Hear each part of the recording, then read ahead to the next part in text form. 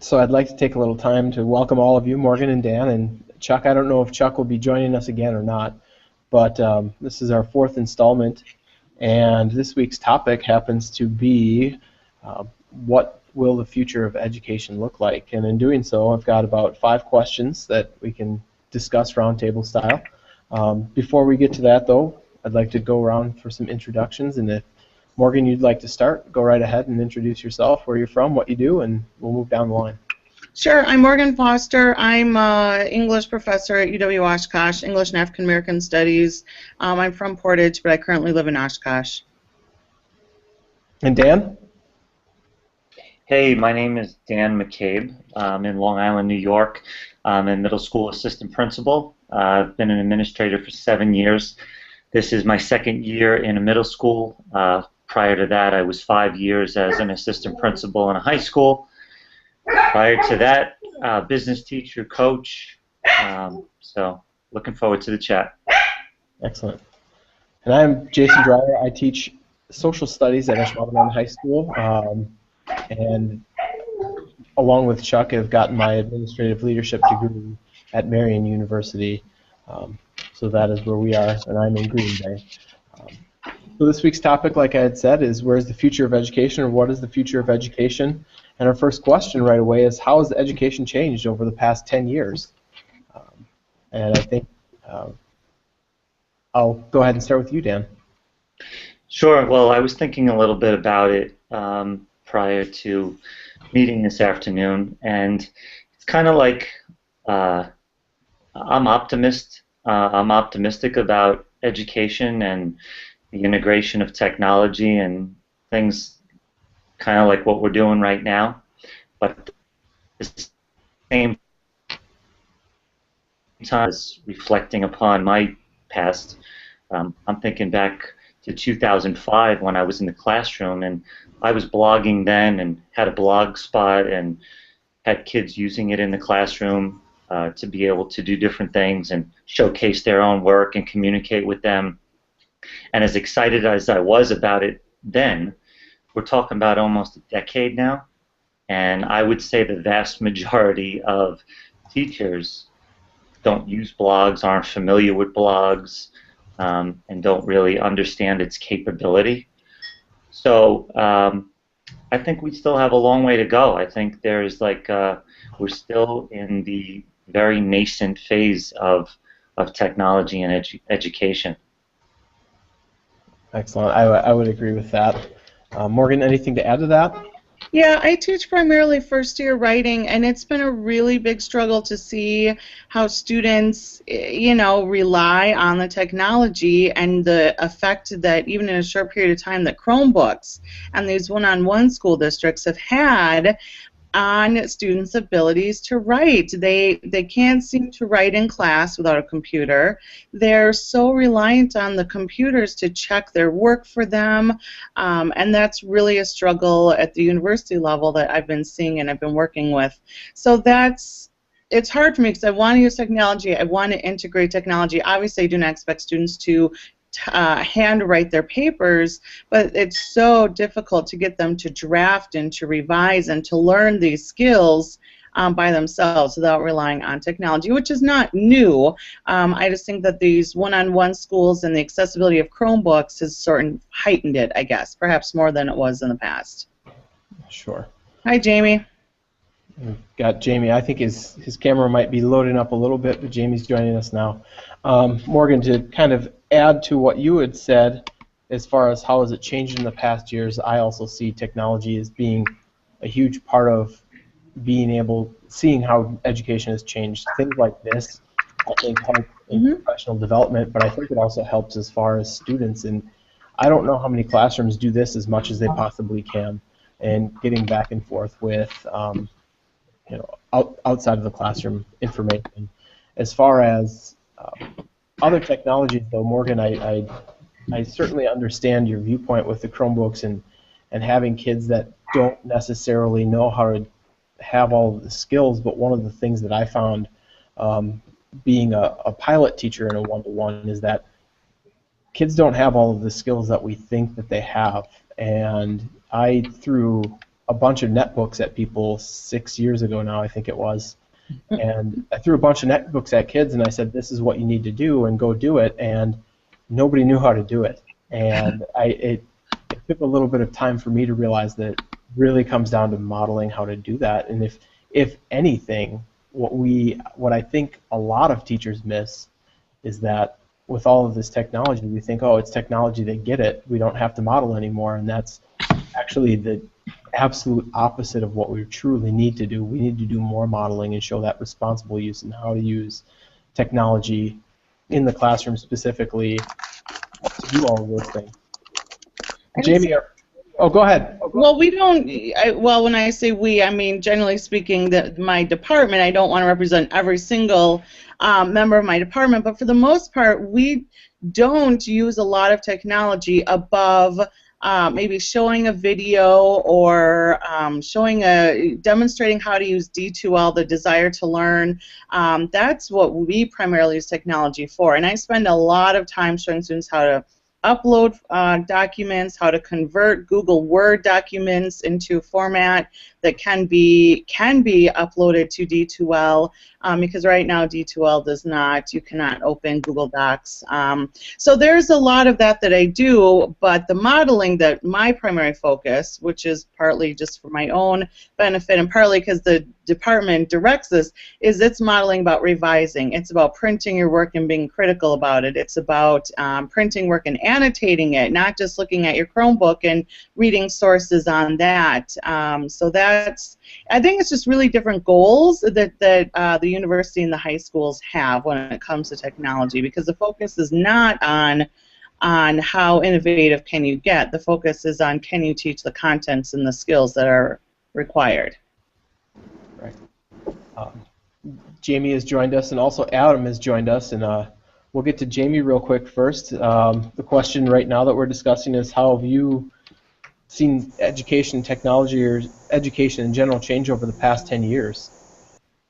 Sure. I think in the last 10 years, it used to be more about the device itself and getting device in the hands, and now I think it's really evolved into more of the soft skills. How are kids collaborating? How are they interacting with things? And the technology is just that tool that it's allowing them to do those things. It used to be we have to get our kids to use more, use a smartboard, use Google, or use an iPad, use this, and now it's more about we have to get our kids to collaborate, and what's the best tool for that. And I think at least that's what I'm seeing at Schwab, and I hope that's the way everyone is viewing it. It's kind of changing that side getting away from doing a technology project and moving towards just a toolbox of things. Adam, are you driving right now? I'm driving to a track meet right now, so I figured I'd tune in. Nice. Oh, I just had to see you guys. The one thing I do notice a lot now, is that we are now a Google district, and I think now the Google Chromebook has kind of really taken over a lot, at least for our district. And I think a lot of that now with my kids at 4th grade, they're able to do a lot of different things, when 10 years ago, when Microsoft Word and things like that were such a big thing to teach to kids, and now with the Google Drive and all the things that they're able to do with presentations and with even Google Forms and all those types of things, it's amazing how kids can just catch on, and at such an early age now with that type of technology. I don't know, I guess that's my 2 cents, and I've seen a lot of changes with kids now, from even just going from a netbook to a Chromebook, from going from iPads to different things. So there's so many different pieces of technology out there for kids to use that have changed in the classroom and how they use them now. And it's almost to a point where I think we are now just kind of facilitating how they're going to use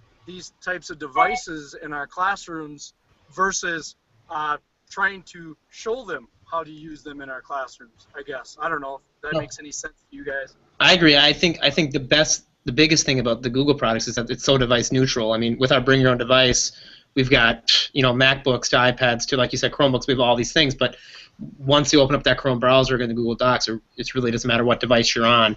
and it's more about what you're doing, with Google. I mean, to me, the reason why Google is taking over is it's Google Apps for Education. It's not the Chromebook. That's just a means to get there.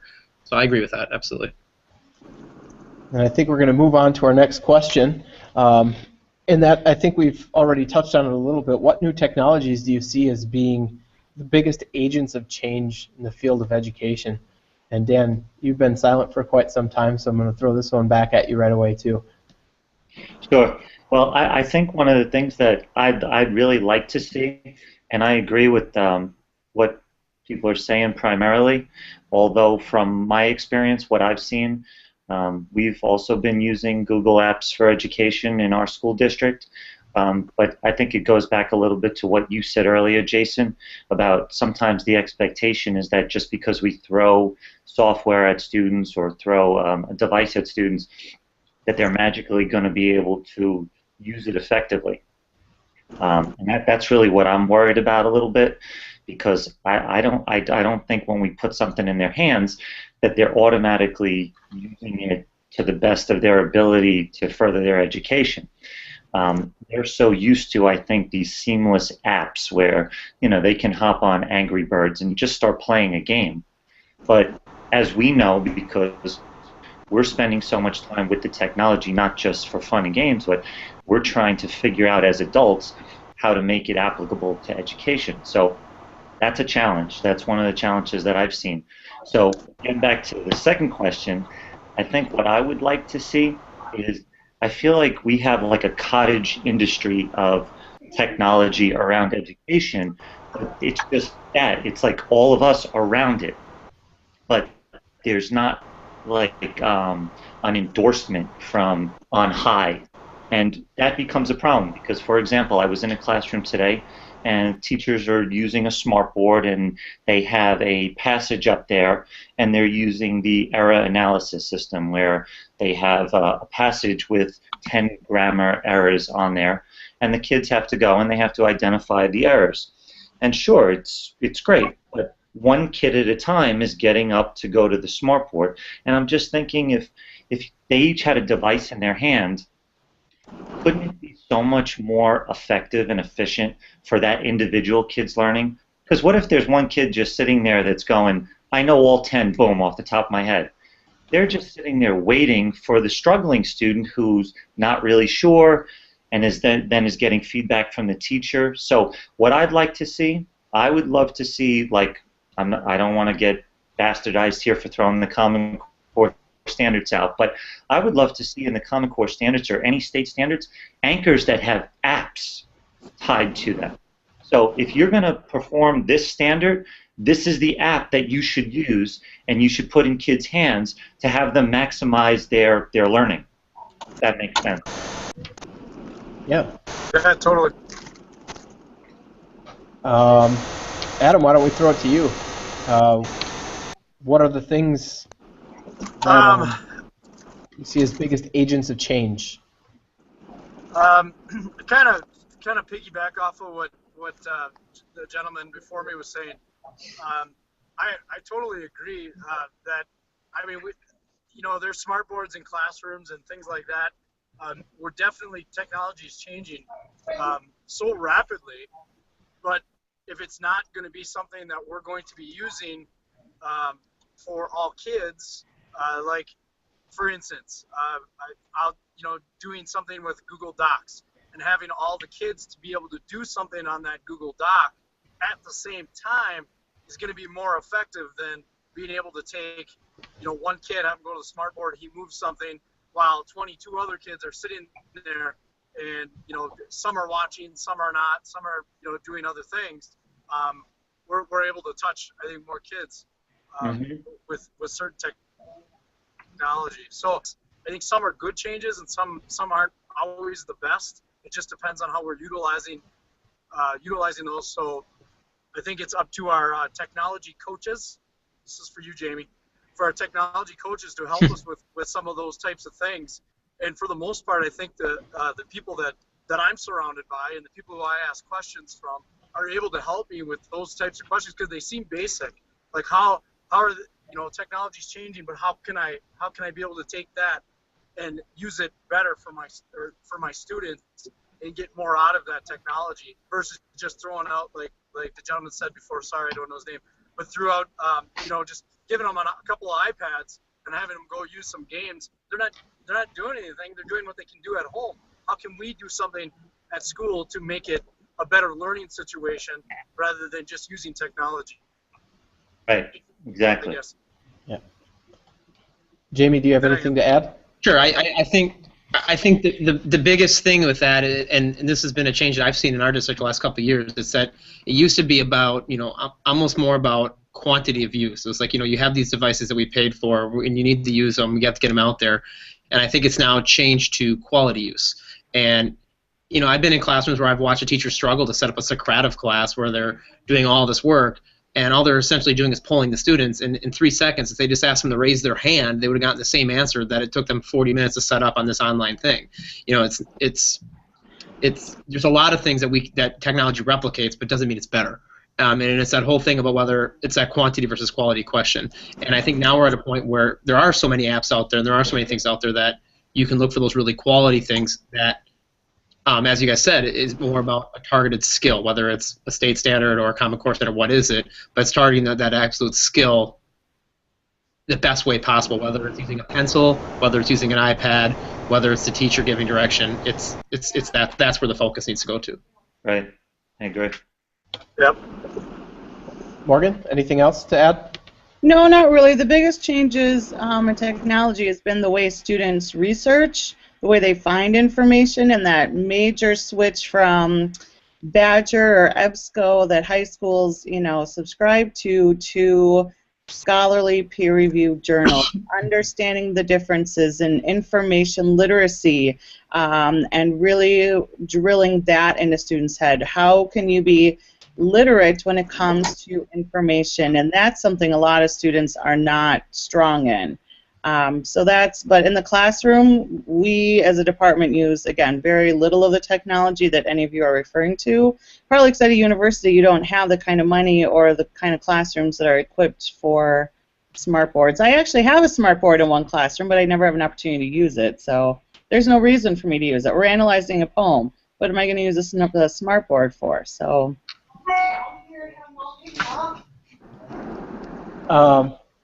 And I think, just to add a little bit or 2 cents worth, as far as biggest agents of change, I think technology has been a huge agent of change, but really when I think about it, I think about a little bit of that other side of the teaching and learning aspect, which is the attention part. And kids have so much information available at their fingertips to do with whatever they want. I think that's driven me to be more engaging in the classroom. If I'm not engaging, I know that they'll disengage either one of these or an iPad, or they'll disengage somehow, and then they might not be learning the skills that I want them to learn or the content that I want them to be working on because it's just that easy for them to disengage. I think that's a big change that shifts then kind of my focus of the question a little bit to, along with all of those changes, the kids are changing too, and they're not in terms of what kids do. They're just changing in the fact that they can do it faster, better, quicker, the way that they want to do it. To go off of that, Jason, I just think when I was first hired, because I'm a lot older than you, the devices I had in my classroom, I had an eMac at the time and all this, but the devices I had in my classroom, I had the best device. And the technology that I had at school actually was, at that time, better than anything anyone else had. And now, technology, for the most part, has gotten so cheap and fast that students are coming in with devices that are faster or equivalent to what we have in school. It used to be that school had the technology, and home may have had some, but it wasn't as comparable to what we had in schools. You're right, so they're coming in with a different skill set, and a lot of it's a personal skill set because it's in their pocket all the time. And that's really evolved, I think, what we do, whether we like it to or not. That's a whole nother thought. Yep. Then our next question is, what do you imagine a classroom to look like in 10 years? Morgan, we're going to start with you this time. Can you come back to me? I mean, this is hard for me to respond because the expectations from secondary and post-secondary are so different. I mean, really, no one is evaluating me or assessing me on my ability to use that. It's just such a non-component or a non-factor in my job and my expectations and what my colleagues are doing. And it would be really wonderful to have some of this technology, but it's just not, I don't say it's not feasible because I think it is feasible, but again, I'm teaching skills. How can a student write a thesis statement? How can a student peer review a draft effectively? How can a student find and understand the differences between a peer-reviewed journal and popular sources? And so while yes, I do use some technology in the classroom, a lot of it is just applying those skills and doing it. Now, if students bring their devices into the classroom, that's great. I don't discourage that. But the vast majority of my students do not have devices, and they do not bring them to class. And in fact, some of the ones that do, they don't use them. They just kind of sit there, which I'm like, why do you even bother to bring it then? So this is hard for me to answer because I don't anticipate university classrooms looking much different than they do now. It's now in an English department, again, our technology needs are pretty minimal. Now, if I was maybe a science professor or a math professor or music, then my needs would be completely different. So I just don't see a lot really changing for us. Jamie?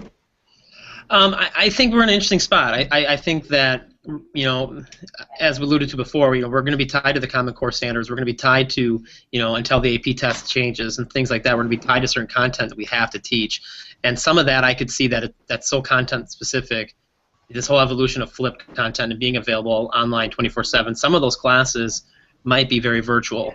But yeah, when we meet with a lot of the businesses in the area, they talk about problem solving, collaborating, getting along in a group, all that stuff, and that's something you can't do virtually. So I see, you know, a blended type of education system where there's going to be content posted places, but there's going to be places where kids are going to have to come and dig into that content, work together, you know, problem solve, collaborate, all that stuff in a very physical space as well as a virtual space.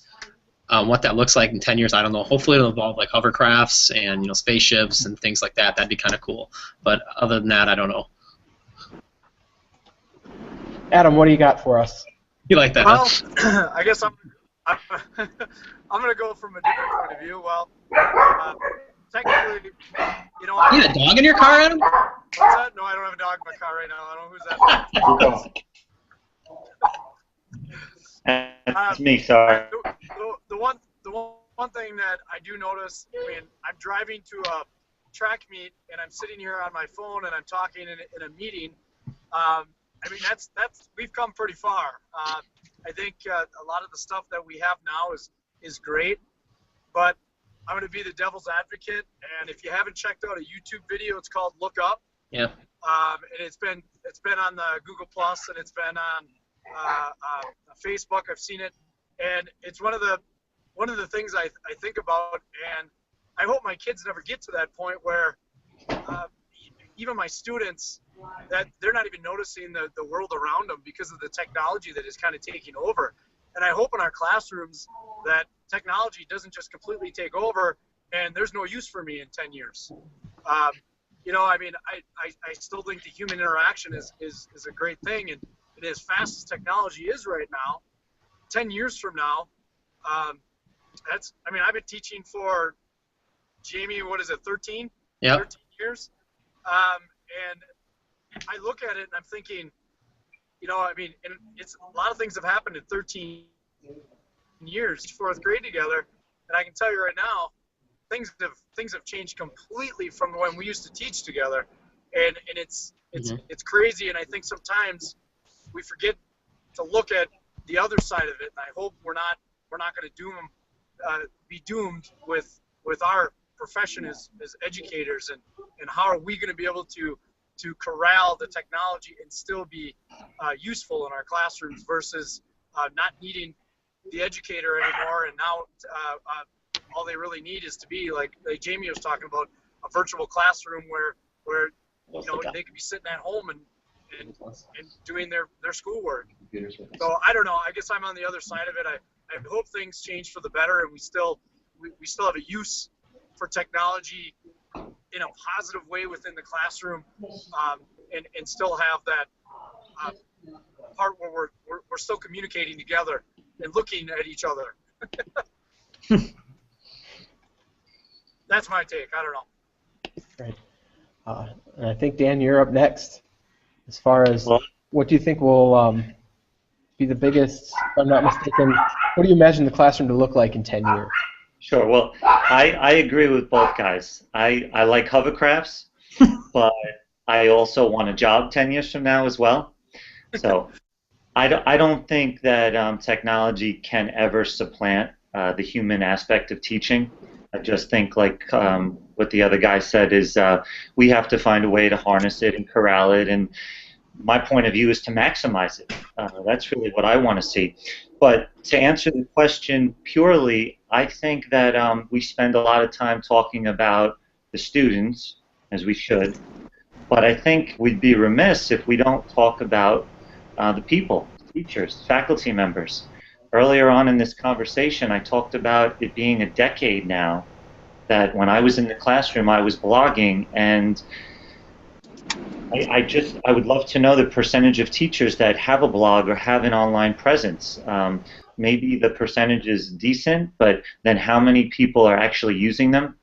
A lot of times today when you go on school websites and you look at teachers' websites, there's the content on there where there hasn't been a post in 3 years. So there are a lot of people that put something up at one point in time, have not updated it. I think something that really struck me was a couple of weeks ago, or maybe a month or so ago, there was a Connected Educators meetup on Long Island, and Tom Whitby, who is an online presence, he's an advocate of social media and the power of it in education. We happened to be talking, and he made a great point. And he was like, you got to realize the people that are using social media in education right now are in the very, very low minority. For example, if you look at someone in education, an education tweeter, if you will, you look at how many followers they have. Stephen Johnson jumps out at me as someone who has the most followers. I think this gentleman, who I believe is from North Carolina, he's like a Twitter rock star. He has something like 90,000 followers. Okay? But if you put that into perspective on how many teachers there are just in the United States, forget about the world, because you know we have colleagues all over the world that I see online and on Twitter. There are something like 3.7 million teachers in the United States. So as a percentage, 90,000 followers, although that sounds massive, like 2% of the teaching force. So it's nothing, really. So we're just scratching the surface. So in 10 years from now, hopefully that 2% is up to over 50%, and people are really understanding the power of technology and social media to advance education. Great stuff. An interesting point about the being only 2% of teachers. That's not a statistic that I would have necessarily thought about, but that's something. I'm going to go ahead and take this question, and I'm going to roll it into the next question because they kind of link up. The first one, just to remind, is what do you imagine a classroom to look like in 10 years? And then the next one is, despite all the changes that might take place in education in the future, what do you think will remain stable? And I think all of us has kind of touched on that. But I really think, in all of the research that I've read in psychology, really, as far as learning language, as far as learning a skill, it requires that interaction piece. So as much as I want education to look a little bit more blended, where students don't necessarily need to be in the classroom 5 days a week, but maybe 3 days a week with an online component where they can do at home or they can do some internships out in the community, I would love to see that in education and see more online communication between students and teachers. On the flip side of that, I don't think we're going anywhere, and I don't think classrooms are necessarily going anywhere either. There's something to be said for face-to-face, real-time interaction with people, making eye contact, not talking into a camera, that we don't necessarily get if we're doing this. I can stare straight into my camera, and all of you can do the same thing, but it's not eye contact. I know that I'm over here reaching for my phone and I'm checking an update over here, or I'm reading my questions off of my iPad over here. And for the most part, it's imperceptible.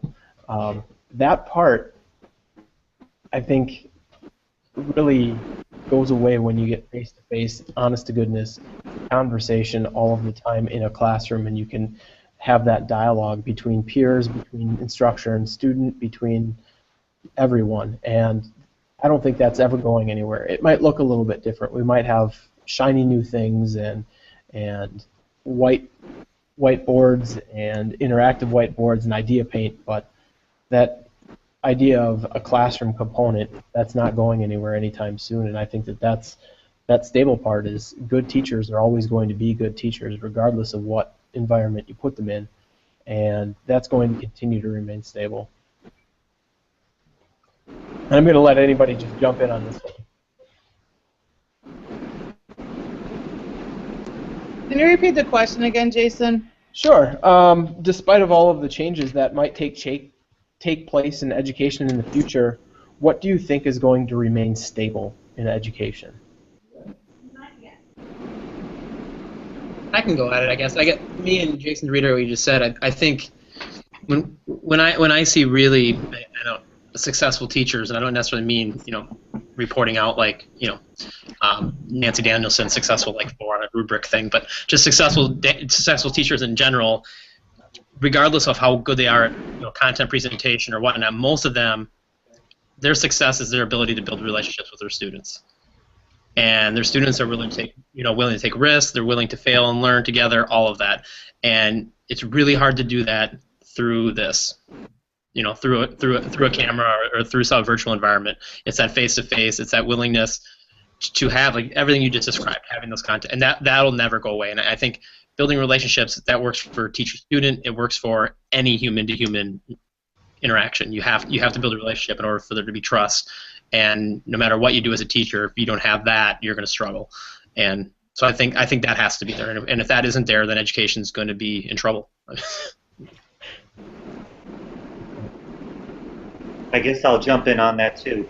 I couldn't agree more. I think the number one thing that any master teacher possesses is the ability to connect with students, the ability to care for students, have a human enterprise in the classroom. There's nothing more important. Now, if you want to build upon that and you want to scaffold to a master teacher, once that teacher has created a relationship that is authentic and students really buy into and know that that teacher cares about them, now you have a great opportunity to really set the bar even higher or move the needle even more, because if a kid or a student trusts you, you have great not only power, but you have great responsibility thrust upon you, because now if you really are in touch to what's going on in the world around you, and you're a specialist in your subject area, whether it be science or math or ELA, and you know the best content, the best resources, the best apps, or maybe not technology, maybe just it's like you know that this kid has a love for something, and you can put a book in their hand and say, you're really going to enjoy this. This is going to inspire you. So I guess back to the question, what's never going to change? What is stable? It's obviously the love of learning, the love of children, and the advancement of their progress on the whole continuum of kids' abilities. That's it. Well, hey, Jason, I got to bow out. I got to get to rehearsal tonight, so we'll see you guys later. All right, we'll see you. Thanks, Jamie, for joining us. Take care. Morgan, what about you as far as... Well, I've really been just thinking about this. This really ties in nicely with conversations I've been having with my CAP English students at Menasha High School. And the paper that they were assigned and have been working on last week, this week, our class discussions last 2 weeks have been, the theme is how power shapes humanity, and we've been talking about technology and social media. And how does it affect education? How does it affect the way students learn? And I think that there's some really basic facts. When a student is engaged in a classroom, they don't need their technology. They don't need a phone. They don't need a smart board, because they're engaged in what's going on. And that's not maybe the way high schools are taught, or maybe that's not the model anymore, but I think that's really key and something that's just kind of worth pointing out. That if students engaged, and so like the smart board that Dan gave, the smart board, and one teacher or one student set the smart board and the rest are in the class, that's not an engaging lesson. The students are not engaged in what's going on around them. So of course there's going to be distractions. And I don't think that that's necessarily the fault of the technology. I think that's more the fault of the teacher. But that said, again, I teach first-year writing, so it's skills, and it's very hard to do that with this sort of a model. You have to be in person. You have to be there. I have to see the students work. I have to hear them, hear him or her read it out loud. I need to take them to the writing center. I need to have them. It just really needs to be a face-to-face thing. Now, if we're talking advanced composition, we're talking advanced skill levels. Yeah, this would be a really great way to teach a class. Like I could give a prompt, we could give a lesson, and let students work and let them share their drafts. But studies show that revision is more effective when you print the paper and you have it in front of you, when you are revising with people in person to person, and that's something that I don't know we're going to be able to get away with. But again, these goals that you guys have and the objectives of your departments and your schools and your learning is just so different in some cases than what I'm trying to do. And the biggest challenge I see, kind of go off on a little side note here, sorry guys, is these schools that have all this great technology and these one-on-one computers, and then when you get to the university and you don't have that. It's like, oh, okay, now where do I go to find a computer? How do I now use Microsoft Word because I don't know how to navigate a Mac or a PC? How do I now switch to this technology that I haven't had to use before? So that's sort of presenting a different set of issues as well when students do try and engage in that same technology that they've been learning. I'll also say that part of the reason I'm a little bit more resistant to this is, at least in Oshkosh, the teachers, the English teachers, are the ones who end up bearing the brunt of the technology assistance with the students. They're the ones that end up training the students. They're the ones that end up working with the students, because when do students primarily need to type a paper is an English class. So there's some resistance to some of the teachers I know here at Oshkosh, not the university, the high schools, because they're the ones who are expected to train. And so then the discussion is, okay, if I'm spending 10 minutes a day training students how to, or I'm spending a couple weeks early on in the semester teaching them how to use Chromebooks, how to use a Google Doc, how to share it, when do students learn to research, to write a thesis statement, to look for grammar, to analyze a text? And those skills are what's really lacking at the post-secondary level. So it's all very interesting to hear from me what you guys are doing, for me to take back to my colleagues and be like, hey, this is happening at high schools. This is why, this is the way it is. So, Jason, can I jump in there for a minute? Yeah, absolutely. I'm listening to Morgan, and Morgan, I appreciate everything you're saying, obviously, and I have a tremendous amount of respect for the work that you do. But listening to you, I know that there are many ELA teachers, especially AP Lit teachers and advanced placement teachers, who have recently, been reluctant to do the kinds of things that you're talking about. But there's one person in particular.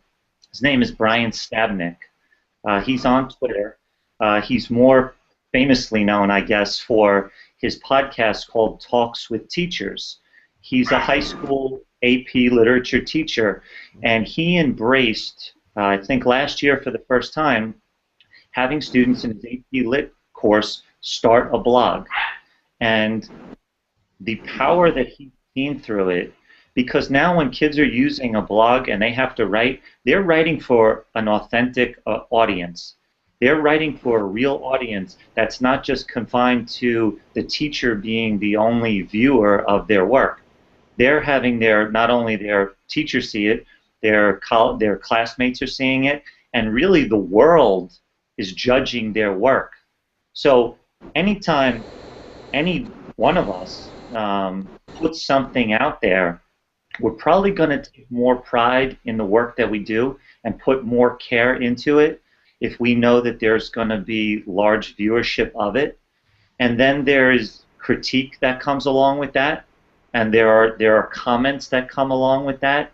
And he's been on a ride now for 2 years, in which he said has been so transcendent in his classroom. So that is definitely something we can consider. Technology, what I've seen happen too with using applications such as Skype, you have the opportunity when you're reading a piece of literature in class, you have the capability in some instances to connect with the author.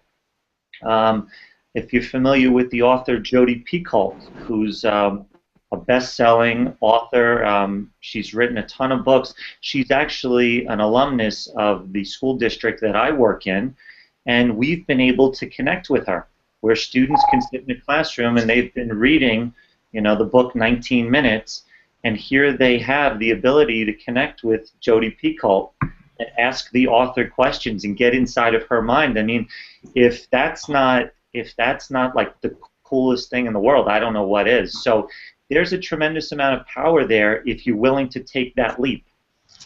I would love the idea of a blog and having students write for somebody other than themselves, their peers and their peer mentors. I just don't know if I could work that into my course objectives and my theme. And if the problem when students tend to write for online is they lose sight of academic writing. They write first person, they don't cite their sources, they don't use peer-reviewed. I mean, I suppose I could direct what their blog is about and have it be an analysis of a poem or the short story, but oftentimes blogs, when you read them, are not academic, and that's what I'm supposed to be training these kids to do, is to write in an academic voice. And the difference between an academic voice and a non-academic voice. But that, I mean, that is something to consider. I would not connect with an author because as cool as that really would be in a first-year writing class, that's not the purpose of my class. My objectives are very clear, and it's all about writing. We are limited in the amount of reading that we can assign. We are limited in the amount of textbooks they can use because they are writing deficient. So that is why the big focus when we talk about technology is on finding sources, navigating the university's library databases, so you don't just go to Google, you don't just go to Bing, you don't just like go to some random search engine and take the first article you see. It's really about what makes a person credible, what makes a writer credible, what is a peer-reviewed source and how is it different than Forbes. Why would you use MLA format and not APA format, and what do those formats do? Those are the kinds of discussions I have with my students and is expected of us as a first-year writing committee. Yeah, no, I understand. But the blog thing, I would definitely, I would talk to my chair about that because that could be really cool. It's called Talks with Teachers. You can look it up. I'll send you something. But Brian again was very apprehensive upon doing it. I think he cited a lot of the concerns that you've raised, and he modified it and he structured it. And like I said, he's seen a complete turnaround, and he's seen kids who formerly weren't that into writing and didn't take it that seriously all of a sudden come alive with it because there were other people viewing it. So it's an interesting paradigm to shift to engage in. Well, I really like the idea of people commenting on it and then having students respond to the comments. That would be really intriguing to see how students handle that. Right. Because I know how resistant they are when I say, well, perhaps you could rephrase this a different way, or I'm not really sure you're being very clear here, or clarify this. So if this is their professor kindly looking out and helping to craft their skills of writing, if someone's like, this is a terrible analysis, or whatever the case may be, that could be really fun to see. So, yeah, I'll take any information you have, so that would be great to look at. I'm going to jump in. I've been cutting in and out, so I kind of been getting a little bit of some of the things you guys are saying. I'm totally understanding what Morgan is saying about just with trying to get, if it's just a blog, it's a blog, and then, again, that's not meaningful writing. And the one thing I try to do with kids, and I know that if you know Lucy Calkins, she's the developer of the Writers Workshop. I'm sure you guys have heard her name thrown out there. The big thing with her is you got to publish writing, because if you don't publish their writing, there's no real point for kids to write, high school, even college kids. So some advice for you as you know, at the higher level. I mean, there's many different avenues you could go. Like, you could take Google Docs, okay, but then again, all the kids would have to have all that, you know, that those accounts and those types of things, and have those things put out there, and have kids be able to comment on their Google Docs after they read them, to get some meaningful input from kids being able to see other kids writing and to give constructive criticism. Or there's other avenues like going the old school way. A lot of the times I just have kids, they have to write the stuff before they type the stuff, or before they put it down. They gotta be able to have a hard copy of it, so it isn't them just writing. You know, they don't lose that sense of like narrative writing, where all of a sudden it starts to become a persuasive writing versus a narrative writing. Or like we had kids do informative writing, and kids at a young age usually have a hard time trying to keep their opinions out of expository writing or oh yeah. So in that part of it, you might want to just go old school. And there's nothing wrong with going old school and then have them have a hard copy and just write it down in a blog. Then they have to type it into the blog and then send it. And then those kids have to read it, and then they can comment on it that way. I just think that would be a better way of utilizing the old school and bringing in the new school. I don't know, just being able to utilize the technology from what you're used to, and what I use a lot is sometimes you need paper pencil. You got to do paper pencil, because if you don't do paper pencil, they're not going to be able to do some things in life, and it's a life skill to be able to write. And I don't know, as I've been sitting here listening to you guys talk, you have such great ideas. It's just being able to ask that one person and see it from a different person's point of view, and be able to take that and just run with it. And kids would I know that high school kids would probably love being able to write something and then be able to share it out there so everybody can see it. And then you make an assignment. Each person has to comment on 3 people's papers. You know, Exactly. And you know, I think kids like doing that, especially with Google Docs. It's funny because I coach football. And all my high school kids, I teach 4th grade, but I'm at a different school, obviously. So all these kids share stuff with me, and they want Coach Jakeworth's input. Most of the time they're just kidding around, but it's kind of nice. Sometimes I go back in there, and then I'm constructive with them, and I tell them, you know what, like, I know you're a defensive back, but at least you could probably be able to put a better sentence together than right here.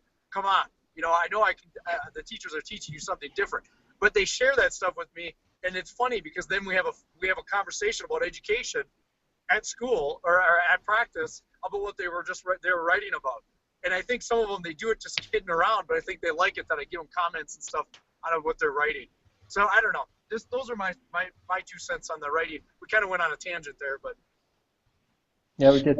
And Adam, I want to get back to you then right away too. Anything that you wanted to add as far as what remains stable in education, or anything that you saw? A lot of things.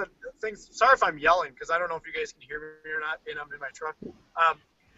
But I do notice that, you know, and it's funny. I've been teaching for 13 years. I mean, it's kind of long, but it's kind of just right in the middle of being, I guess, a senior teacher or somebody who's been teaching for a long time. But I've seen a lot of things. History repeats itself so much in education, and now we got the Common Core, all those things. Just even as a state of Wisconsin, and all the things that have been happening with unions and with all the stuff that goes on, it's amazing how many things come back, and then it goes away for about 5 years, and then it comes back. I've seen things come back around the table 3 times, and it's amazing to see how things change, but then we go back to what we were doing before. Of course, looking at technology and the way things have changed, and how it changes with technology, or changes with different things that we have in our classrooms, or different things we're being asked to teach kids, or all those different avenues have changed, but a lot of the stuff stays the same, but it's been tweaked just a little bit.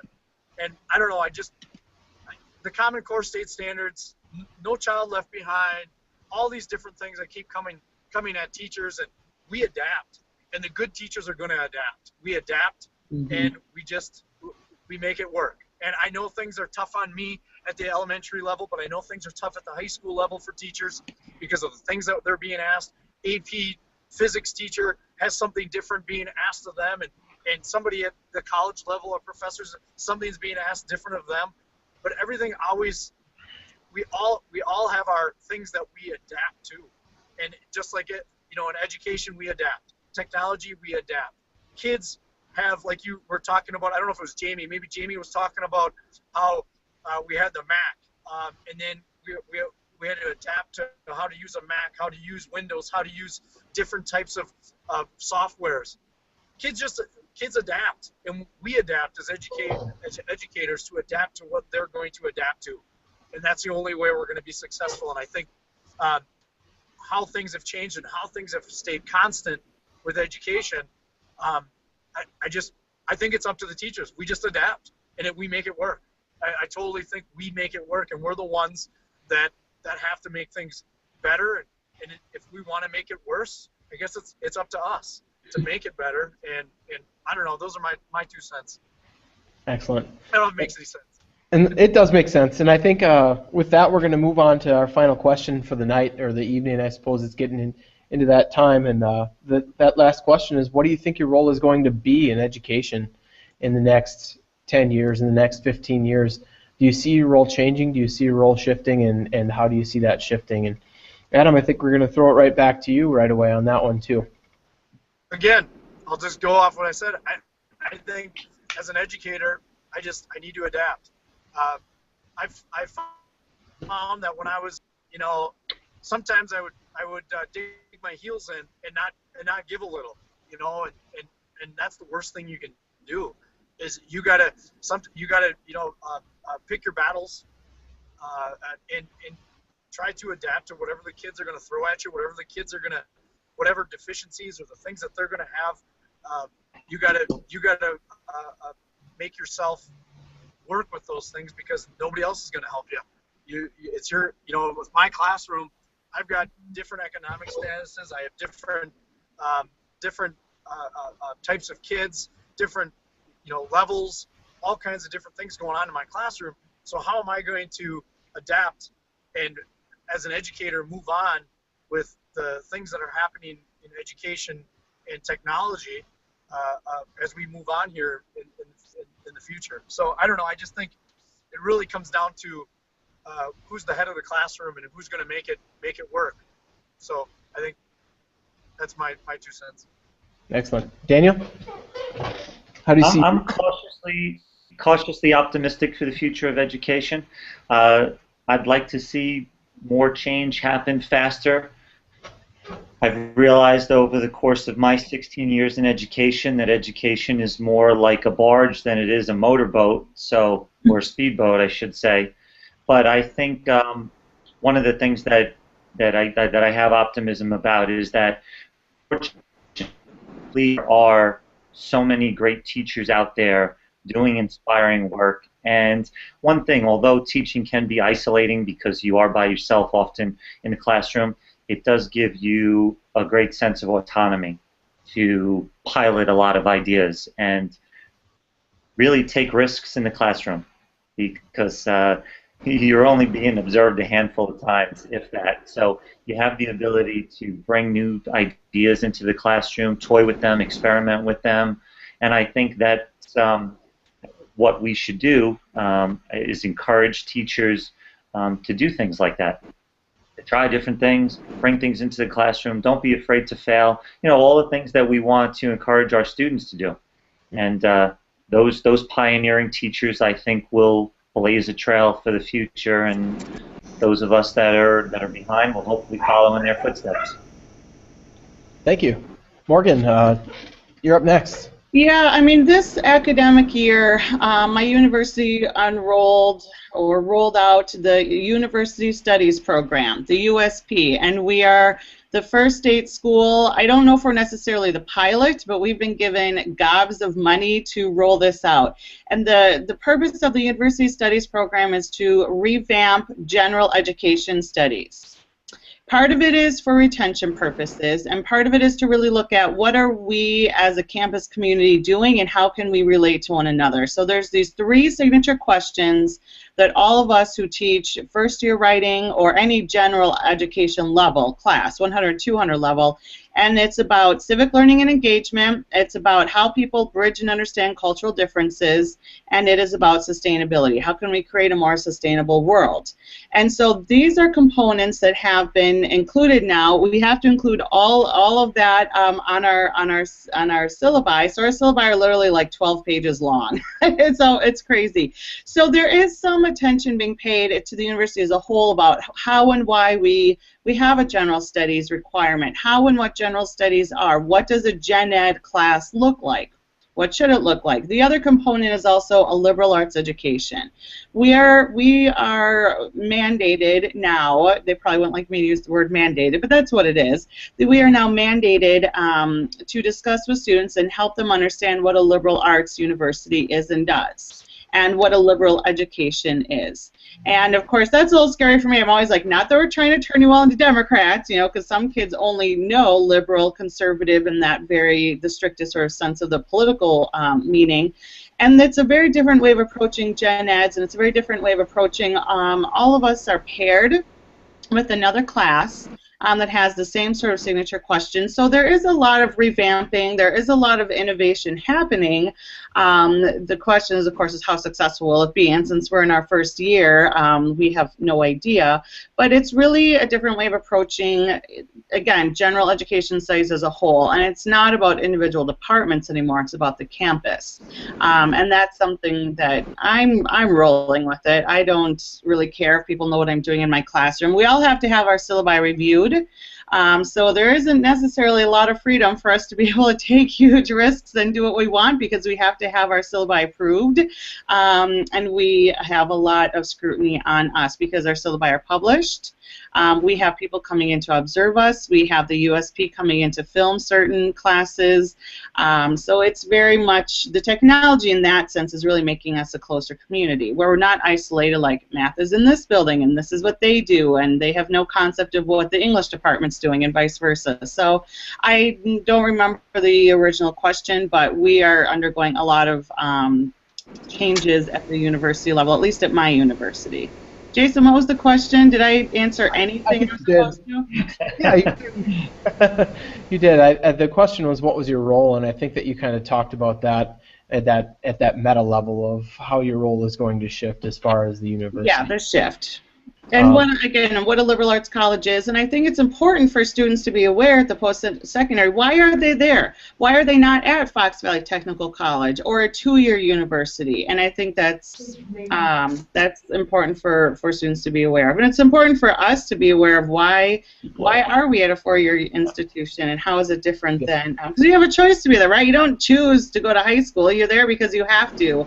And that's pretty standard, your 4 years, but university is different. There's a lot more choices available. So, and I guess I'm wrapping it up. I think as far as my role and how that changes, I've seen my role shift more towards that side of, you know, if you want to talk about the sage on the stage or the guide on the side. I've certainly become more of a facilitator in my classroom, but what I've found that includes is being a little bit more of a cheerleader. Being able to encourage kids to take risks, being able to encourage kids to take that next step in their education, encourage them to try new things, and I don't see that part necessarily changing. I feel like I'm pretty good at encouraging kids and doing that sort of thing and being that cheerleader. I see my role shifting in that I'm encouraging teachers more. Whether it's encouraging teachers to try something new, or telling teachers, hey, this is something that I've tried that works really well, or like specifically to go back to that blogging issue, you know, I've had kids blogging that was one of those things that I threw at the kids and said, here, I expect you to do this because you all have netbooks now. And over the course of 5 or 6 years, now that I've had kids blogging for 5 or 6 years, I've tweaked that, and I've seen the writing get better, and I've seen kids write for an audience, and no, it's certainly not that academic writing, but it is writing for an audience, and they're choosing to write creatively on their own so that they increase their readership, and there's that real authentic audience because they know that kids are always going to tune into their blogs because they're the ones that are writing the creative blogs. And seeing that as a start to writing is something that is really great, I think, not only for kids, but to encourage other teachers, hey, I've been doing this. I'm someone that you can talk to. Hey, I've been doing Google Hangouts in the classroom. I'm someone that you can talk to. Or I've been using Google Docs for 3 years now. If you want to talk to me about that, great. We can do some things that really will increase what you're doing in the classroom, take some of the workload off of your shoulders and put it back onto the kids, and you can do a lot from where you sit or what you're doing, or you can work with kids individually. I've been using Google Docs, at least in part, to be able to keep an eye on group work. I'll have them share with me a presentation, but then I can go and work with the groups that are really struggling with the presentation, and they get the one-on-one attention where the kids that really get it and they're going, they get it and they're going, and I can make one quick comment on their Google presentation or on their paper. That one quick comment shifts the direction of what they're doing. That's done. It took me 3 seconds, and then I can go work for 3 minutes with that group that's struggling. So I see myself role shifting a little bit and being a cheerleader for others. That's a beautiful thing, Jason. Thank you. And I think I'm going to have to get going too. I didn't necessarily anticipate an hour-plus session tonight, but I've got to get going and go get supper on for my fam. Thank you all for joining us. Adam, Daniel, Morgan, I appreciate the newcomers. It's been fun, and I hope to see you again in the future. Thank you. Thank you, Jason. Thank you. We'll see ya. Nice meeting you guys. Take care, guys.